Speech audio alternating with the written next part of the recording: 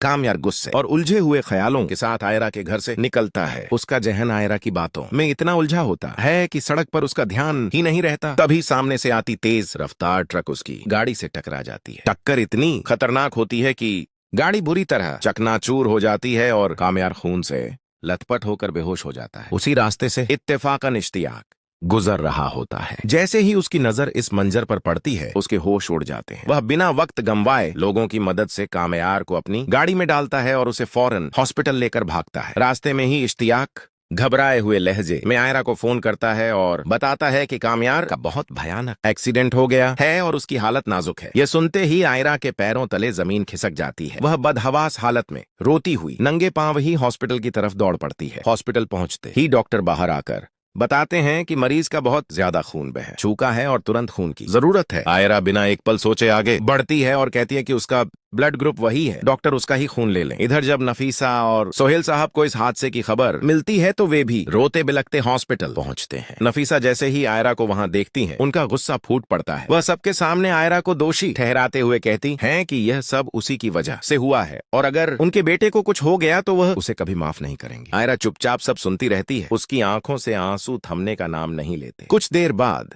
Operation theatre का दरवाजा खुलता है और डॉक्टर मुस्कुराते हुए बताते हैं कि मरीज की जान बच गई है। यह सुनकर सब राहत की सांस लेते हैं। इरफान साहब और आयरा अंदर जाकर कामयार से मिलते हैं। आयरा रोते हुए उसका हाथ पकड़कर माफी मांगती है, लेकिन कामयार गुस्से में अपना हाथ झटक देता है। वह आयरा की तरफ देखे बिना सख्त लहजे में कहता है कि वह यहाँ से चली जाए क्योंकि वह उसकी शक्ल तक नहीं देखना चाहता। यह सुनकर आयरा का दिल पूरी तरह टूट जाता है। वह खामोशी से हॉस्पिटल से निकलकर घर लौट आती है, जहाँ उसे कुछ समझ नहीं आता कि आगे क्या करे। कुछ दिनों बाद कामयार ठीक होकर अपने घर चला जाता है, लेकिन जब आयरा हिम्मत करके उससे मिलने जाती है तो वह उसे गेट से ही लौटा देता है। कामयार की बेरुखी आयरा को अंदर से तोड़ देती है और वह फैसला कर लेती है कि अब वह यहाँ नहीं रहेगी। वह हमेशा के लिए मुल्क छोड़ने का मन बना लेती है। सामान पैक कर वह एयरपोर्ट के लिए निकल पड़ती है। उसी वक्त इश्तियाक दौड़ता हुआ कामयार के पास पहुंचता है और उसे झकझोरते हुए बताता है कि आयरा हमेशा के लिए जा रही है और अगर आज उसने उसे नहीं रोका तो फिर कभी उसे नहीं देख पाएगा। ये सुनते ही कामयार को अपनी गलती का एहसास होता है। वह बिना देर किए गाड़ी निकालता है और हवा की रफ्तार से एयरपोर्ट की तरफ बढ़ता है। एयरपोर्ट पर आयरा चेक इन करने ही वाली होती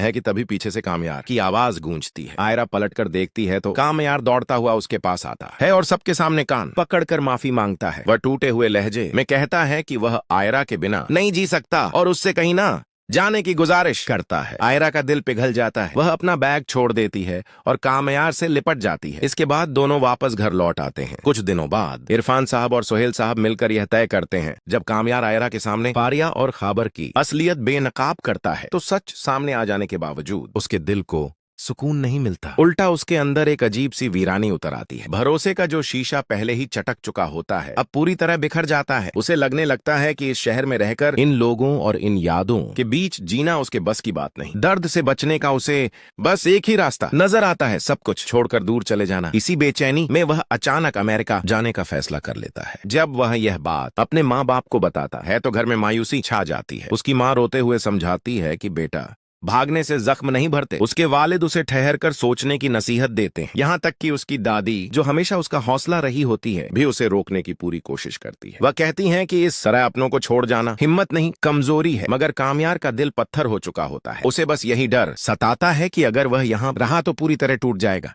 आखिरकार वह चुपचाप अपना सामान पैक करता है और बिना पीछे देखे एयरपोर्ट की तरफ निकल जाता है। इधर जैसे ही आयरा को पता चलता है कि कामयार पाकिस्तान छोड़कर जा रहा है तो उसके पैरों तले जमीन खिसक जाती है। वह एक पल भी गंवाए बिना घर से निकल पड़ती है। उसके दिल में बस एक ही चाह होती है, किसी तरह कामयार को रोक ले, उससे माफी मांग ले और यह कह दे कि वह आज भी उससे मोहब्बत करती है। मगर किस्मत को कुछ और ही मंजूर होता है। जब आयरा एयरपोर्ट पहुंचती है तो उसे बताया जाता है कि अमेरिका जाने वाली फ्लाइट उड़ान भर चुकी है। यह सुनते ही उसकी आंखों के सामने अंधेरा छा जाता है। आंसू बेहिसाब बहने लगते हैं और उसके दिल में एक ऐसा खालीपन बस जाता है जो वक्त के साथ भी कम नहीं होता। मायूस होकर वह घर लौट आती है। उधर अमेरिका में कामयार खुद को पूरी तरह काम में झोंक देता है। दिन रात मेहनत करके वह अपना बिजनेस संभाल लेता है, लेकिन दिल के किसी कोने में आयरा की याद हर वक्त जिंदा रहती है। इधर आयरा भी हर दिन इसी आस में जीती रहती है कि शायद एक दिन कामयार लौट आए और वह उससे अपने गुनाहों की माफी मांग सके, मगर वक्त किसी का इंतजार नहीं करता। 2 साल यूं ही गुजर जाते हैं। तभी अचानक कामयार की दादी की तबीयत बिगड़ने की खबर आती है। यह सुनते ही वह सब कुछ छोड़कर फौरन पाकिस्तान लौट आता है। जैसे ही आयरा को कामयार की वापसी का पता चलता है, उसके दिल में उम्मीद की एक नई किरण जग उठती है। उसे लगता है कि शायद अब सब ठीक हो जाएगा, मगर उसी दिन उसकी जिंदगी में एक और झटका उसका इंतजार कर रहा होता है। उसके माँ बाप बिना उसे बताए उसका रिश्ता एक डॉक्टर से तय कर देते हैं। जब आयरा को यह बताया जाता है तो वह साफ इनकार कर देती है, मगर उसकी माँ सख्त लहजे में कहती है कि अब ज्यादा सोचने का वक्त नहीं, उम्र निकलती जा रही है। अगले दिन इत्तेफाक से कामयार अपने एक दोस्त की शादी में जाता है और वहीं आयरा भी मौजूद होती है। दोनों एक दूसरे से अनजान रहते हैं। अचानक आयरा पीछे से उसे अपना कोई जान पहचान वाला समझकर कंधे पर हाथ रख देती है। जैसे ही कामयार पलटता है, सामने आयरा को देखकर दोनों सन्न रह जाते हैं। आयरा बात करने की कोशिश करती है, मगर कामयार उसकी तरफ देखना भी पसंद नहीं करता। वह ऐसा बर्ताव करता है जैसे वह उसे जानता ही नहीं। यह रवैया आयरा के लिए सहन से बाहर होता है और वह शादी अधूरी छोड़कर वहां से चली जाती है। दूर खड़ा कामयार सब देखता रहता है और दिल ही दिल